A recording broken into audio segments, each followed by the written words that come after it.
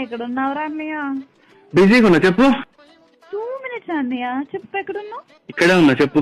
Universal answer చెప్పబాకు, అర్థమవుతుందా? Universal answer ఏంటే?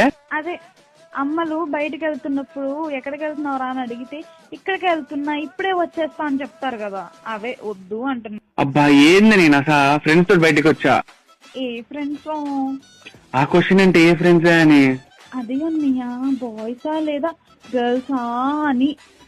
ఏంటి నీ బాధ? అమ్మ దగ్గర ఇరికిచ్చేద్దాం అనుకుని ప్లాన్ చేసినావు ఏంది? విషయం చెప్పి సావు బే. బేనా? అచ్చా, బాయ్స్ తోనే. అన్నయ్య, మాల్ లో బోల్డ్ అన్న ఆఫర్లు ఉన్నాయి తెలుసా, ఎప్పుడు వెళ్దాం మరి? ఏమే, ఎక్కడైనా కింద పడ్డావా ఏంది? పిచ్చి పిచ్చి వాగుతున్నావు. నువ్వు తీసుకెళ్లి బోల్డ్ అని కొనిపిస్తావని నా 6 కొడుతుందిరా.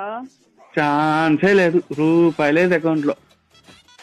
అప్పు చేసి మరి తీసుకెళ్తావని నా గట్టి నమ్మకం. కన్ఫామ్ నీకు మెంటల్ పీక్ స్టేజ్ కి వెళ్ళిపోయింది. అదే పీక్ స్టేజ్ తో ఒక్కసారి మొక్కాన్ని వెనక్కి తిప్పమ్మా. తిరిగా?